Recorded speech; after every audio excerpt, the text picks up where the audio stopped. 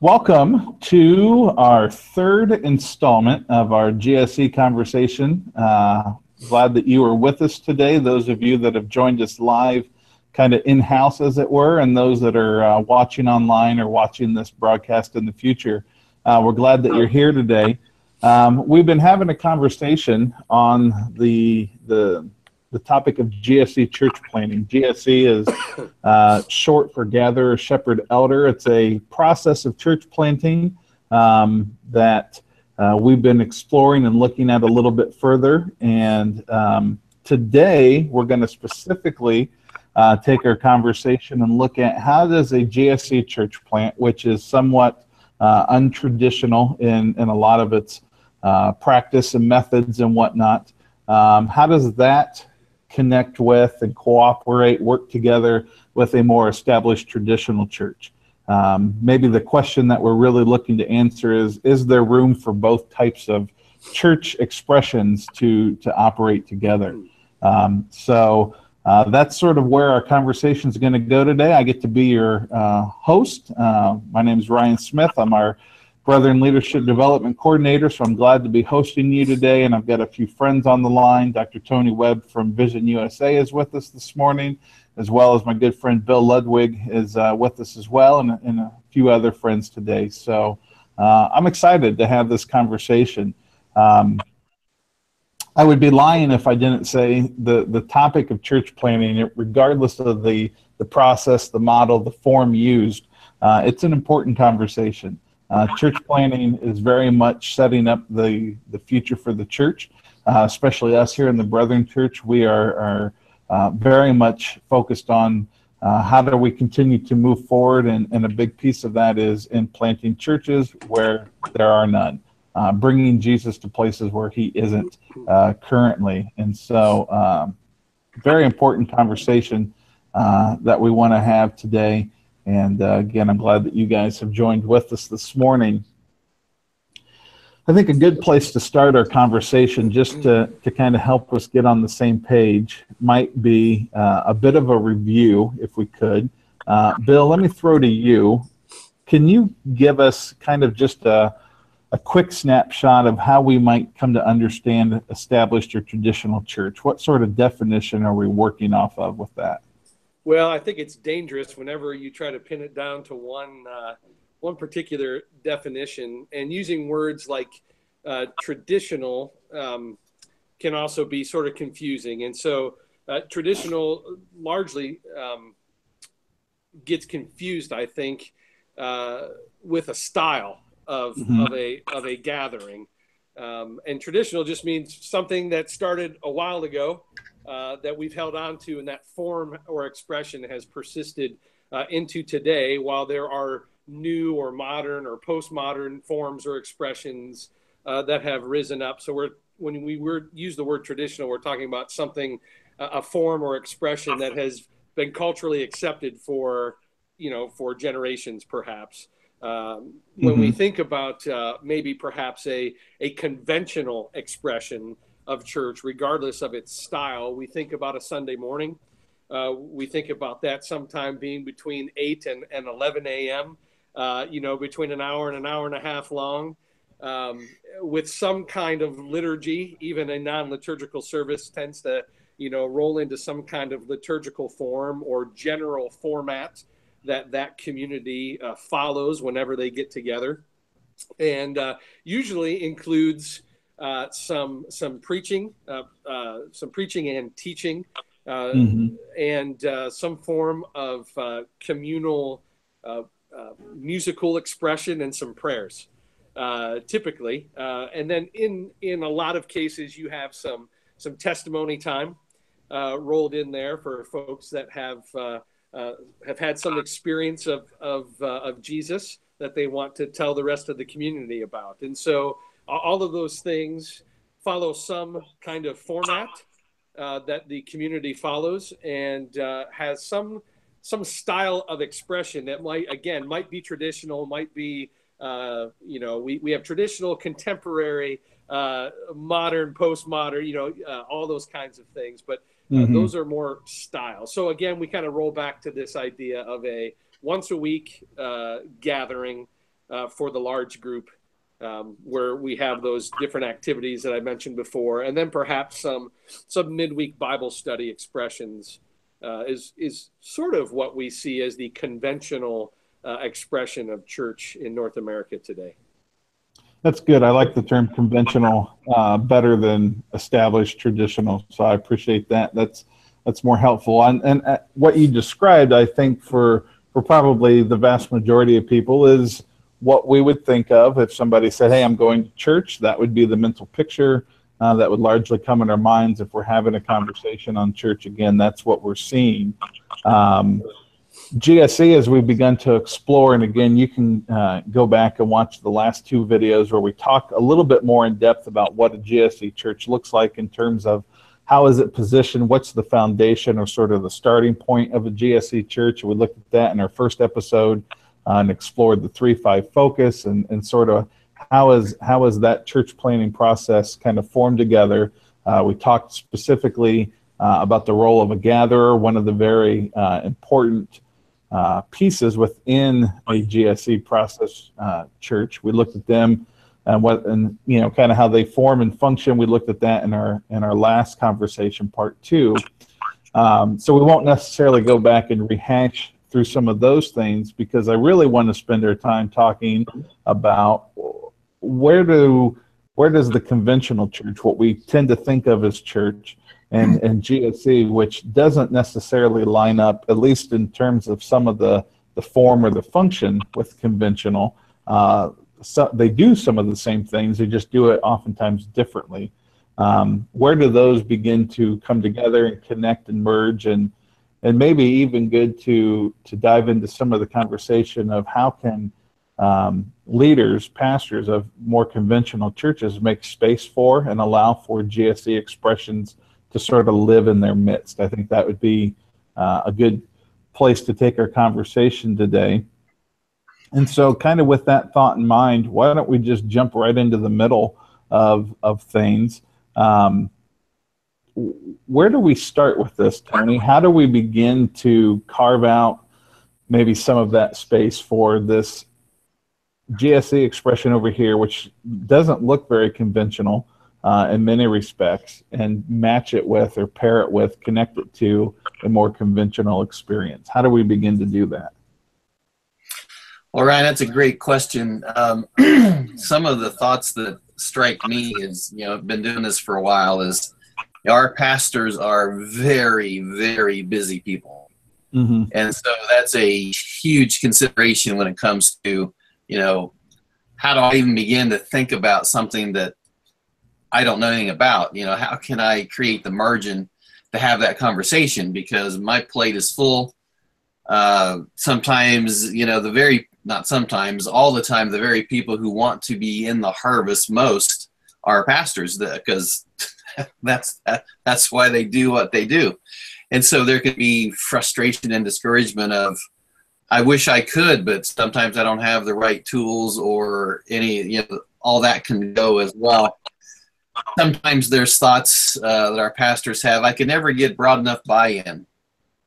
So how do I move ahead if I can't get enough buy-in from my leadership to explore something like GSE or explore something that we're not familiar with? Those are some of the issues that our leaders and our pastors face, and they're real. They're in the face, and we just have to be very sensitive to them, because that's life. That's where it's at. And so there's a number of things we could throw out on the table just to try and help, work towards those things. A number of thoughts, so I'm just going to share some ideas, and we can break them down based upon what people want to do. Mm-hmm. GSE is a powerful tool for the established church, and having the capacity and the margin to have the conversation is one of the first challenges we'll have to engage, because it's not about necessarily starting churches. GSE is a powerful kingdom starting thing. And so we're finding pastors take GSE and learn how to weave small group ministry, put gatherers into small group ministries, put gathers into their office environments, into their peopling ministries, and seeing some very powerful results from that type of thing. GSE also is a great aid to the conventional church, in the sense of, the blunt side is not everybody's going to come to my church. Mm-hmm. And that's not a statement about my church. That's a statement about our culture today. You know, if people came to my church, they would be loved. They would learn about Jesus. They'd be discipled. That's what would happen. That would be happening to anybody come to any of our churches. But they're not going to come. The majority of people aren't going to come. So if that's true, you know, if you think that through, pray it through, believe that that's a true statement because of the culture we have today, the options are pretty scary. Either one, you know, we let them go to hell. Two, we hope someone else gets them. Or three, we start something that they might come to. There's probably a fourth one, but I really can't think of it. So maybe that's something we can talk about. So that one keeps me going, because some pastors have taken GSE ideas, and what they've done is they have their Sunday morning conventional gathering, which, by the way, began a very organic way on its first days, by the way. And they keep doing that because that reaches some people. But then they take GSE ideas and they begin starting other churches that are reaching different people. And so I have one pastor who reports this way. He says to the people he's accountable to, we have our Sunday morning gathering and it's got its 80 people. But then we've got these 4 other new churches that we've started that's reaching 400 people. So we're now ministering to over 400 people through our ministry. And so just there's all kinds of options that can be woven through this. And the other thing that conventional churches face is the idea of, can this really be true? Mm-hmm. Can it really start a church that doesn't cost any money mission wise? I mean, I don't know if I really buy that. I don't know if that's really true. And I get it, I get it. I get it. It's okay. So anyway, I can keep going, but there's another issue that we face is that implementing starting processes, whether it's GSE or some other starting process, it creates chaos. And yes. Shepherds by definition are the ones who bring order out of chaos. So some shepherds disdain chaos, and so it's hard to intentionally walk into it. Other shepherds love it because they love to see the order come. They love to see the systems built that bring in what we need to see, greater health grow. So it's all those kinds of spectrums that we face that are in front of us.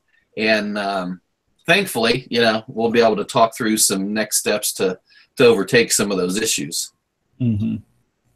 Yeah, as you were talking, when you made the point regarding there is just a natural heartbeat for people. Pastors have that natural heartbeat for seeing people come to Jesus, and oftentimes the avenue in which we have at our disposal to do that is the church and our church expressions and stuff. And so there is that sense or that obligation of we got to do everything we can do to get people, to the church. And it oftentimes expresses the church building, the church programs, and those kinds of things. And I know men and women who have struggled under the weight of that responsibility and that duty to their detriment. And man, as you were talking, I just thought there's a whole nother conversation of how to bring hope and healing to pastors. That's not entirely their own single responsibility for them to shoulder. I mean, yes, we need to be bringing people to Jesus, and there's lots of ways to be doing that, not just our attendance numbers on a Sunday morning. That's probably one of the lower metrics, but we've elevated it up to be higher than maybe it needs to be. Amen. Well said. But yeah, how great to be able to, bring an option to your church board, to your church treasurer, to say, hey, we've got an opportunity to do some kingdom things, and guess what? We don't need to ask any money for it. You're gonna. How crazy is that? You want to win your treasurer over? Start off with that conversation. Yes. Amen.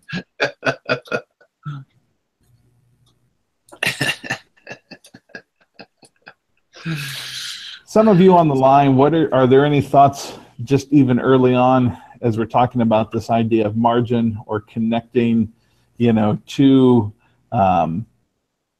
connecting to a GSE type idea or an expression to bring about additional opportunities for kingdom connection, I might say, rather than seeing it as a standalone church plant or church start kind of a thing? How, this is really more of an extension of what's already happening within the conventional church. This just becomes another extension of that. Thoughts or ideas or questions at this point?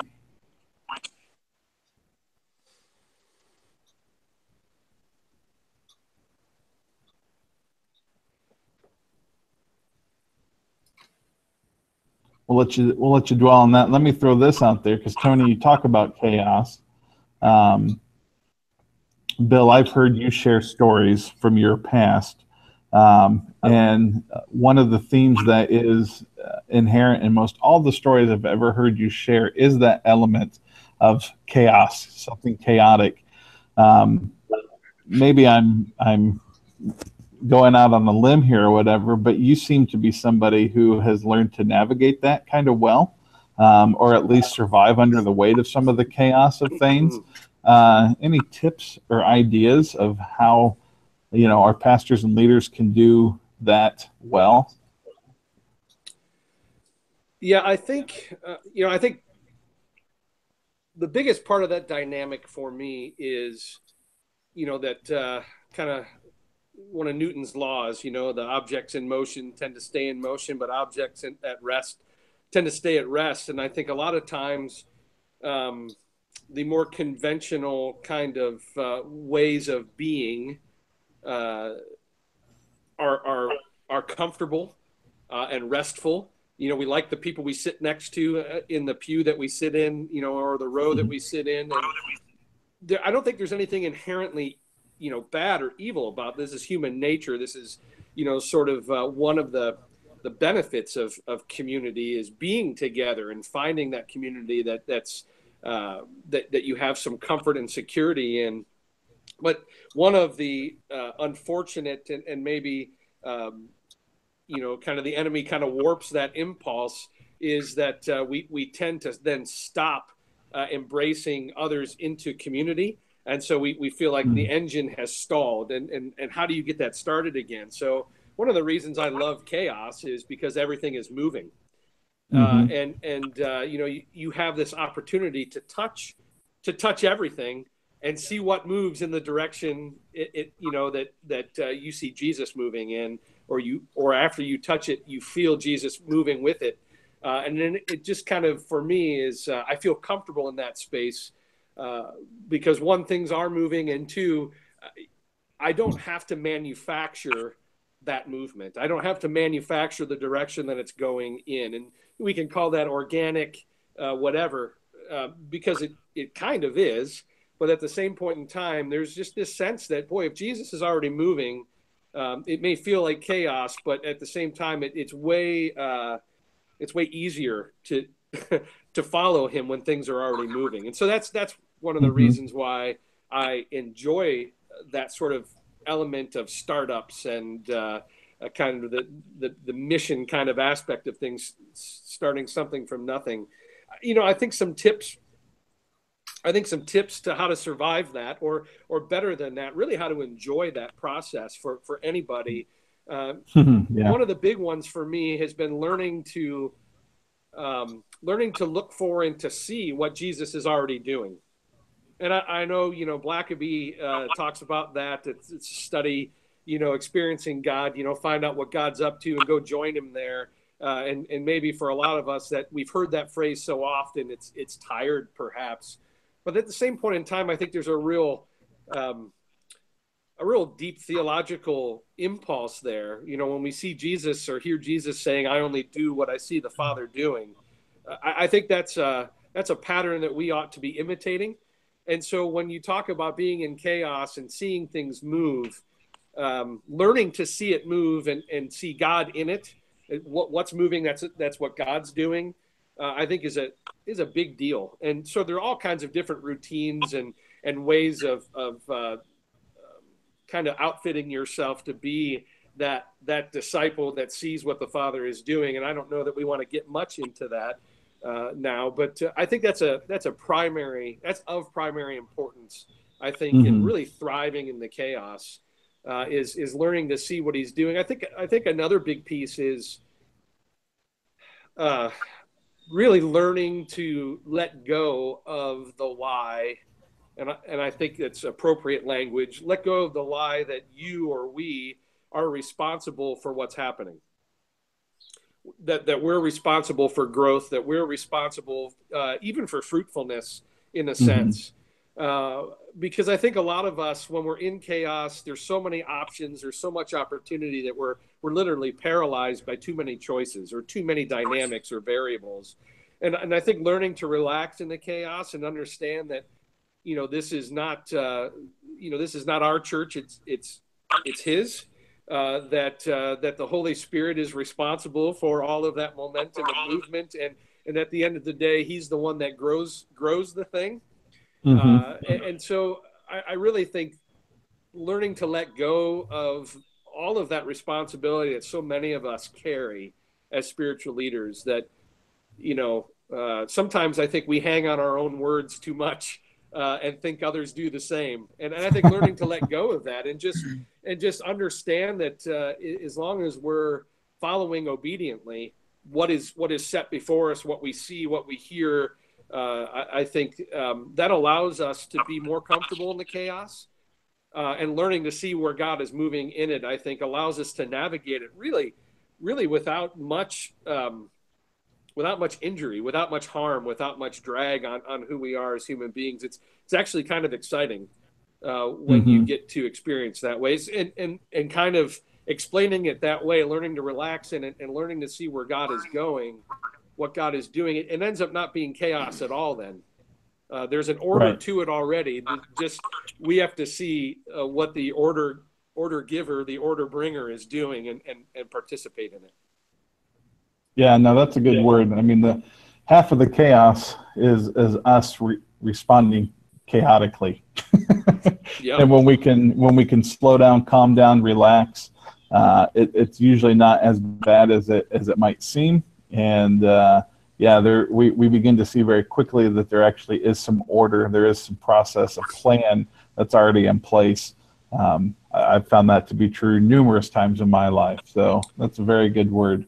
Yeah, one other thing that just came to my mind as you were talking there is the difference between planning and preparation, which I think is a pretty stark difference. You know, we're kind of taught as leaders that we're responsible, so we make plans and then we try to follow the plans, and often those plans meet with some results that we envisioned from the beginning, and sometimes that's what Jesus wanted, sometimes not, sometimes it's thrilling, sometimes it's disappointing. But when you think about plans, we're kind of already putting structure and expectations in place ahead of something that kind of limits us more often than not. And so the converse then is to planning is somebody that's prepared. So if you think of a surfer, you know, heading out into the surf with his surfboard, you know, you never know. They never know when that wave is going to come. But they're prepared to take a wave, right? They've done all the discipline, they've practiced, they've got the, you know, all of the skills they've honed, so they're prepared to take the wave when it comes, and then they wait because they know what the wave looks like, they know what it feels like, and when it arrives, they're ready. And I think that's another dynamic that's helpful when you're trying to navigate chaos well. Be more ready than planned out. Be prepared more than planned.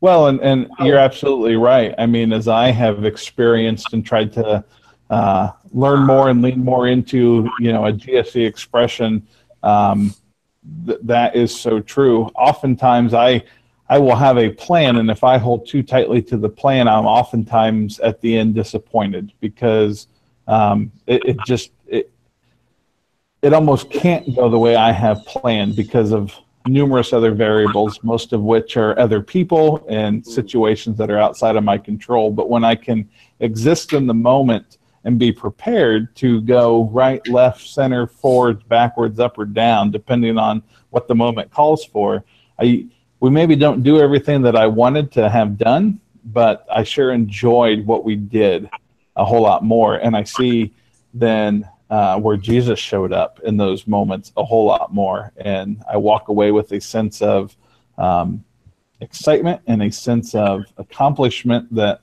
yeah, this was a good experience together. So that's really good. Excellent. Tom asked a question in our chat, which I think is a great question.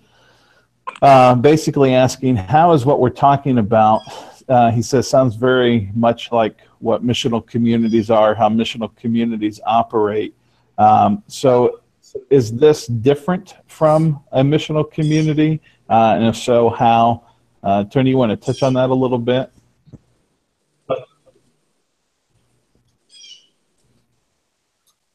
Sure, I loved it. That's a great question, Tom. As I interact with other groups, one of the first questions we have to ask is a missional community considered a church in your thinking? In some groups, missional communities are intentionally not churches. In my world, GSE expresses missional communities very well, so I consider them churches. So that's one of the issues involved, because missional communities by definition focus more primarily on the mission of Jesus.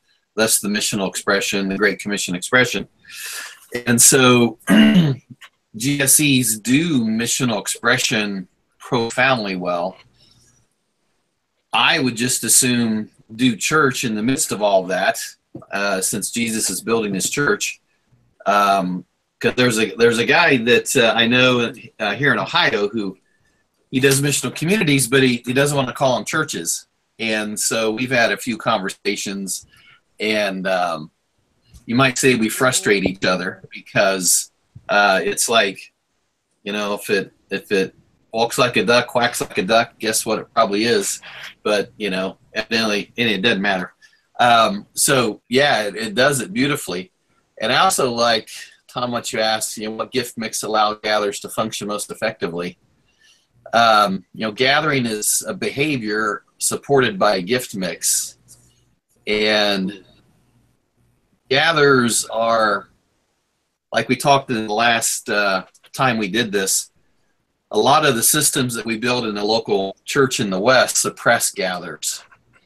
And so trying to know who they are becomes pretty key. And so all the apostolic wiring is powerful in any type of gather function as we look at that. And as we've done some of this stuff with established churches, we've established a benchmark of success when 30% of the church family is actively gathering. That's when we work specifically with established church to do GSE stuff that's established church or conventional church. That's our benchmark. And God's been showing us 30% happens pretty quickly. And so it's pretty exciting to see and to know that in the, I don't know what the average conventional church is, but in the normal conventional church, that at least 30% of that family overtly gathers or can gather. And of course there's more, but that's just where we start throwing the party, is when 30%.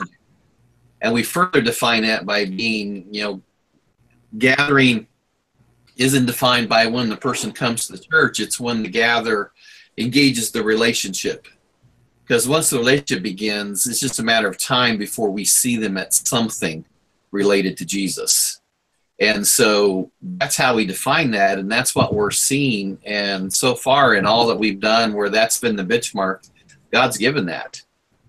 So we've got to blow the lid on this. Imagine, just imagine, just dream a little bit if all of our conventional churches had at least one gatherer who did like the leper in Mark 1, who went out and just brought so many people that Jesus couldn't go to town anymore.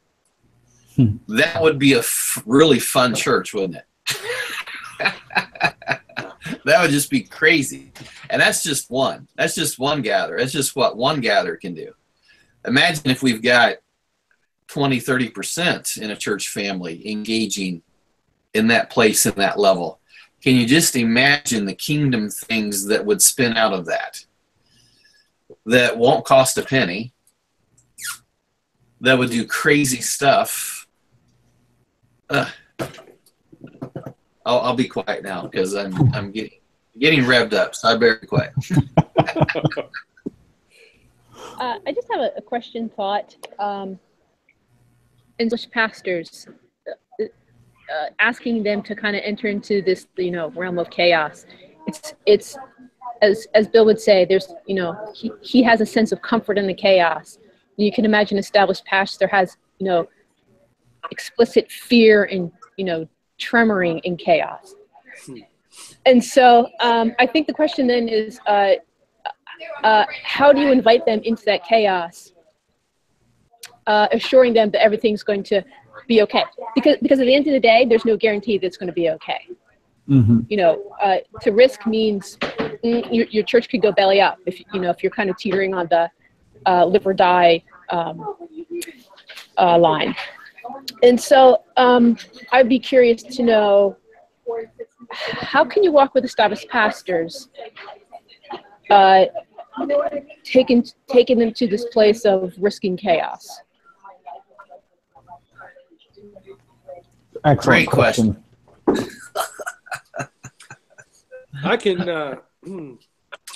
I can respond with a really current relationship that I have with a pastor of an established church, a very traditional style expression as well, who loves the idea of mission, has a super huge heart for people. It's really beautiful, actually, to experience his heart for people, but has constantly expressed that he's been stuck. And as we explored it, and maybe this is going to go a little deeper, Jane, than perhaps your question, but I don't know if you can resolve this without going this deep. What he kept running up to wasn't really an avoidance of change or a risk aversion for the sake of avoiding risk itself.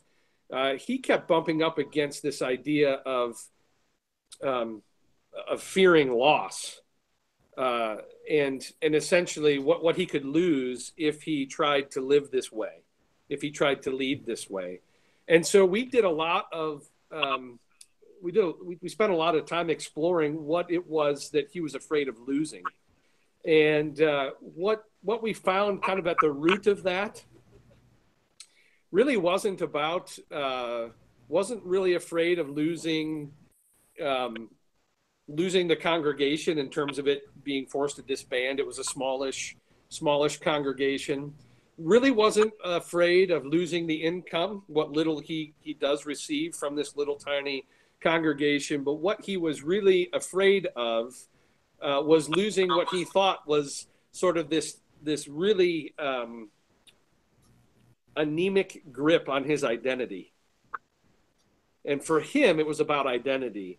For him, he was struggling with issues of kind of not being good enough, kind of feeling like he wasn't, he could hold the status quo just because everybody wanted status quo, so he really didn't have to lead, but it kind of served to create an illusion that he was okay. But on the flip side of it, he really wasn't, and had a lot of deep issues related to his identity, and that, at the end of the day, was the fear that he kept running into. It wasn't even chaos. It was about identity. And I don't know that it comes down to an identity issue for everyone in every context. But I do think that there are some people, maybe they're the apostolically wired folks, who enjoy chaos as a general rule. But I think people that fear it, it's less about the chaos itself and more about something that's going on in them that needs to be redeemed, revealed, redeemed, restored, those kinds of things. And that is a longer process, than we could explore in this segment. But I really think it comes down more to that. Do they know who they are? Are they comfortable in who they are? You don't have to love chaos in order to enable people to live into it around you. But it really comes down to what's going on in the core of who this human being is, I think. More so than any programmatic element that we could explore. And that's my personal experience. This fella in this case, over the course of about a year, experienced some freedom and some more security in his identity, and began to lead out of that. And his church is experiencing not just numerical growth, but an entirely different spirit there, as a result of him being freed up to live as himself more fully. Like I said, maybe a little bit more of a longer answer and more deeper answer than what we might have been looking for. But that experience has been repeated in my ministry with folks asking questions like you just asked. Yeah, and I appreciate that. And I can completely see pastors that get stuck more because of unhealthy thinking, psychological obstacles. However, I still think there is an element of the difference between the gifted established pastor and the gifted starter pastor in terms of chaos. And so perhaps it's really just a not balancing the tension between stability and chaos, particularly as an established pastor. And so do you think there is a way to bring established pastors along in rebalancing the tension of times of chaos and times of stability? And then, cycling through both of those, because part of their job at the end of the day is stability, but the mission of God is not always about stability, probably more so about the chaos. And so it's so against their giftedness. But I still want to come alongside of them and ask them to risk the chaos. Yeah, I like what Bill shared, and Jane, what you're bringing up. Both of those things are, of course, very coachable. And so engaging that type of relationship, because as our pastors, walk this pathway of risk and chaos for the sake of the harvest and for the expansion of God's kingdom, we want to walk with them. And so those things are all very coachable. And then as through that type of relationship, we're able to help all of our people understand biblically who gathers are, understand more deeply who these people are, these men, these women, these teenagers, who they are and how they so powerfully express, and give them that. A conversation I had with someone recently was, it was valuable to me when we were finished, in the sense that harvest work is never going to be easy. I think the best we can get in God's economy is to make it simple, because we have so made it so complex to work in the harvest with so many of the accepted tools that intimidates way too many people. So it'll never be easy, but can we make it simple? And so as we strive to make it simple to dive into the harvest and stay in the harvest, I think that's the best place we can be. But again, that's all a very coachable world to be in. And there's lots of ways we can do that by continuing to expose, what the scriptures say about a very simple way to do it with gather as well as other ways. Keep these conversations going. As regionalization comes, it can really promote powerful regional conversations and all of that. So I love where Bill, Jane, you both are talking. And I think, Jane, maybe, maybe this is a different way of describing it, but I think at the heart of every gifted established church pastor is the impulse to, lead his people beside still waters, her people beside still waters, lead them to those pastures that are green, which invokes a sense of movement, right? Because as seasons change, as the grass gets consumed in one area, so to speak, they have to move them to a new place, and I think that impulse is in the gifted established church leader. I think it's there. I think maybe where the stuckness comes is the redemptive imagination of looking to what it takes to get to that greener pasture or that still water. And as Tony was talking about the coachability, I think so much of it is trying to rekindle that redemptive imagination in leaders that have been caught up in a kind of more static routine, and they've had to turn off that imagination in order to attend to what's in front of them. And I think sparking that and reimagining that, and then coaching them not to what the entire journey or what the destination looks like, but what that first next step is, making it somewhat attainable to them. I love the dichotomy between complexity and simplicity versus whether it's easy or hard, easy or difficult. And I think at some point we've really got to pay attention to those terms and how we lead these leaders in rekindling that imagination, that impulse, reawakening it, because it's there, or they wouldn't be doing what they're doing. And again, how many different ways can you do that? Probably as many different people as you encounter in a relationship with that purpose, right? What does it take to spark the imagination in person A? It may be different than person B, et cetera. So, but I think giving them some kind of picture that they can see of what they dreamed about in the first place.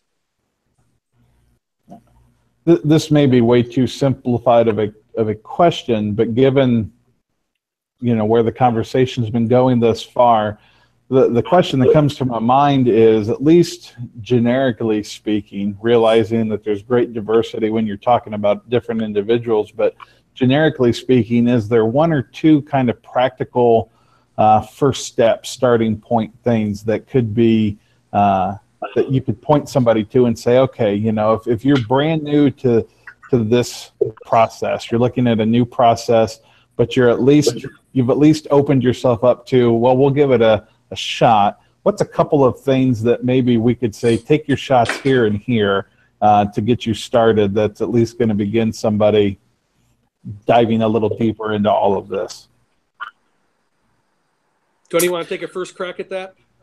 Sure, I would. So the first two things I would say is, number one, know well biblically what the Bible says about gathers. 14 Greek words describe the idea of gathering to mission, 100+ occurrences. It's not a rare thing. Know what the Bible says. We're men and women of the book, and so start in the book. The book needs to drive us. May the book always do that. The other would be, just talk to us.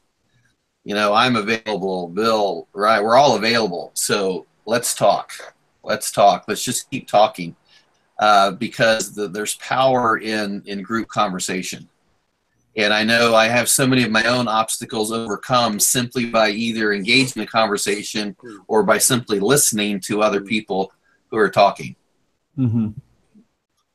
Yeah, I think that would be my first bit of counsel is learn to listen, and learn to really receive what people are communicating, even if they don't know they're communicating it. Learning to look for what Jesus is already up to, what he's doing, what he's saying. I think that is of the utmost critical importance when you're engaging in any process, but especially this one. If you're looking at doing something out of the ordinary, unconventional. I think listening is the first best step. That's good. Mm-hmm. Mm-hmm. Yeah, the thought that come to my mind is, and it kind of goes with that idea of listening, but where are places that you as a leader aren't necessarily getting to that would be good to get to put you around other people that you're not normally around, that's going to give you opportunity to hear things that you're not hearing, so yeah, go somewhere different on your day off than you typically go, or spend an afternoon of your office time somewhere else outside of, something to that effect, but begin to get around people and places that you're normally not. That'll begin to help you see things that you don't normally see, which may be somewhat chaotic, maybe a little bit different. It may be a little bit less known and therefore more uncomfortable, but still safe enough. The coffee shop shouldn't be too terrifying of a place to be. I guess it depends on how bad the coffee is. But that was a thought that come to mind, just to begin to recreate some new routines. I know it's easy as pastors and leaders to just fall into the same routine. Every Monday looks like the Monday before it. And it's hard to break from some of those norms when we don't force ourselves to do that. Yeah, that's excellent, Ryan. I was just thinking, if you kind of expose yourself to the ideas of who a gatherer is and what their behavior is like, and then you go, any diner, restaurant, bar, coffee shop, bowling alley that has regular clientele that any place that's succeeding like that has a gatherer element to it somewhere. And so you can look at the book, you can read the web page, but take some field trips. Get out there and look for these people, because they are totally there. And try not to be too creepy about it, but observe their behavior. and that's what Tony was talking about, or yeah, that's what they meant. And look how other people respond to them. And really, honestly, the more comfortable you get with seeing the image of God in these people, how he's wired them to be these people magnets, if you're in an established church context, you will begin to see those people in your congregations. They might be suppressed, as Tony talks about from time to time, but you better see them there. And gosh, now it's just about a human relationship. And maybe setting somebody free to be themselves, which, that doesn't sound like chaos to me. That sounds like a really loving, shepherdy type thing to do, which ends up being pretty fun. And you get to see what Jesus does in someone else's life, which is, gosh, that's the hidden manna, right? That's the daily bread.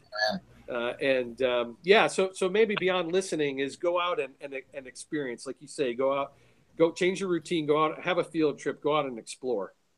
Yeah, and Gary makes a great point on our chat. If that's not you, if even that feels a little bit uncomfortable, take a friend, go with somebody who, find that regular, that person who's already a regular at the coffee shop, and have coffee with them there, go with them.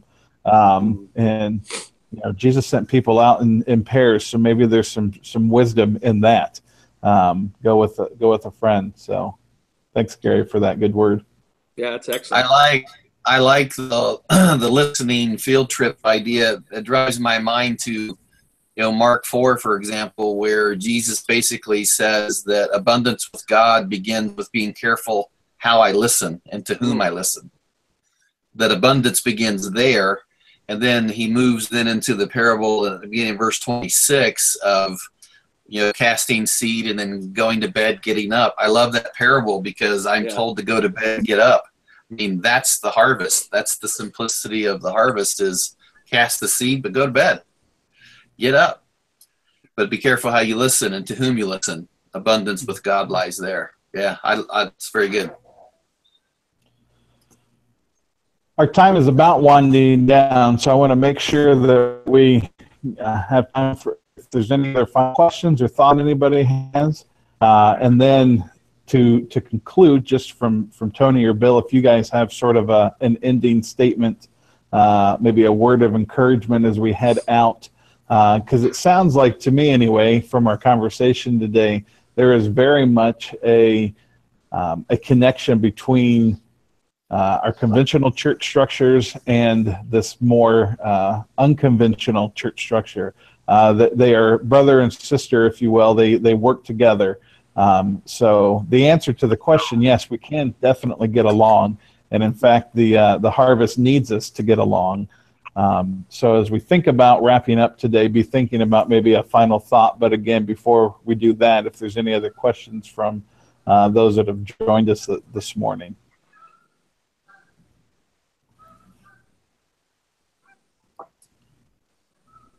Can you hear me, Ryan? Yes. Hey, Wyatt. I've been an established pastor for several years, and I've also been on the other side of starting a church. The conversation has been awesome, and this is the conversation I believe, we as continue having. This is wonderful. And what I would add is that we talk about chaos in the church, but we also have to realize the individual, and we need to enter into that. When we enter into the chaos of people's lives, where we begin to that's where we have influence.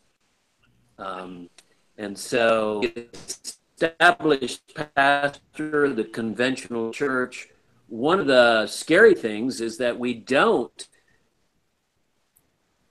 do that much, and we need to. And so I just want to keep this conversation going. It's awesome. Connected with GSE, just because of this, we take, how does the established church reach people? And that's how I connected with Tony. So I just want to say, established church pastor, church is at in many ways. This is the conversation for sure. So just a little input there. That's good. I think, at least on my end, you broke up a little bit, Wyatt, but what I heard you saying was it's good, especially as established church pastors, to engage the chaos, because in those moments of engagement, we now have opportunity for influence, I think is what I heard you say. And so very much so. There's just that sense of recapturing what drew us to this in the first place, and re-engaging the excitement and the wonder, I think, is a big component of this conversation.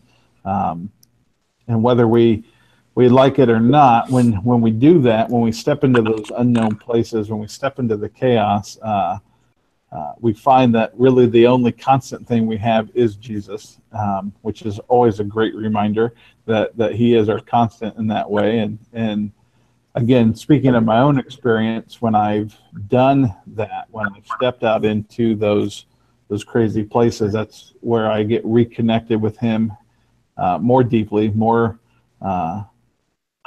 much more in a very real, tangible sort of a way, which usually then sets me up and propels me forward for the next thing that he's calling me to. And so there are moments where I don't want to enjoy the fact that I'm here, but I know deep down it's the right place to be. So, yeah. Well, Tony or Bill, final thoughts from either of you, word of encouragement, or, as we wrap up today, again, hopefully this is a conversation that can be continued to be had.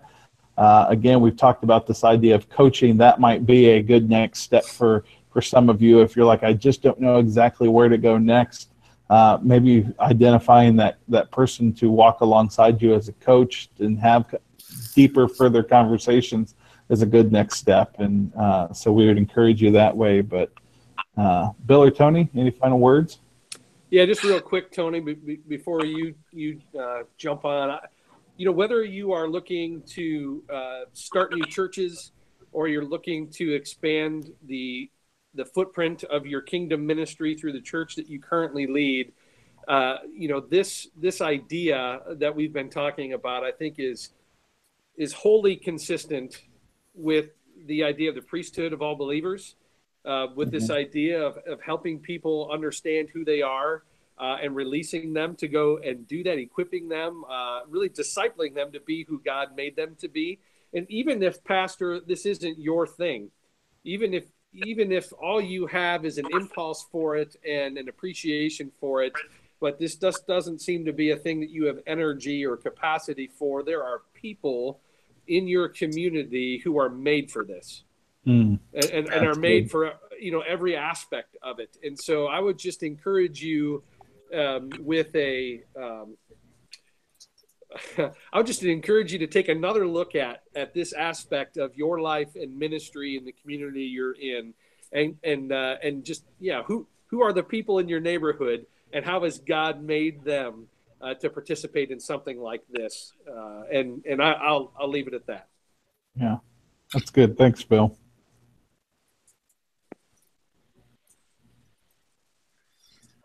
Yeah, Bill, that's wonderful words. I would add, don't be afraid to dream. Please dream.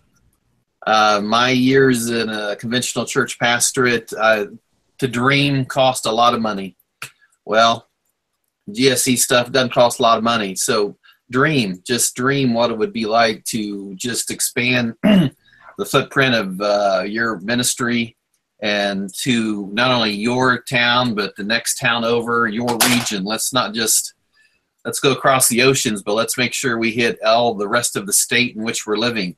Let's hit the other part of the state. Let's go there, but let's dream. And let's let the dream drive a conversation. And let's not be afraid of the dream. Let's not be afraid of the conclusions that we may draw, but let's talk about them. And let's keep talking. But let's dream. And let's dream big. Let's dream really big, because dream needs to match God. So let's dream like God would want us to dream. Yeah, Gary gives a great word too in our chat window, and I'll steal this as mine because I've lived into this. But he says, find that person a few steps further down the journey than you, and intentionally engage in relationship with them. And doing that has been the thing that so many times has helped me stay grounded. It's that idea. I've said it this way. I look down the road to see where they're at, and they're still standing and they're still okay. So I have to be, because I'm not anywhere close to where they're at. So my version of crazy is nothing compared to theirs, and they're still good. That's been such a big help for me. So thanks for sharing that with us, Gary. But this is a good conversation, and one that I hope we can continue to engage in. Again, the harvest is very much out there and real, and we very much need to engage it in whatever form and fashion. God gives us opportunity to do that. So I appreciate you guys being with us today and engaging the conversation. And I'll leave us with this, the benediction over us. Don't be afraid to engage the chaos Jesus is calling you to. He's called you. He's created it. He's there ready to receive you in it. So feel free to venture into it boldly. So thank you, guys. And again, if you want to watch these videos later down the road, they'll be available on our YouTube channel and website. You can access all three parts of the video. And as you watch those, in the future, feel free to email us comments, questions, more conversation. We'd love to chat with you more. So thanks for being with us today. Bye.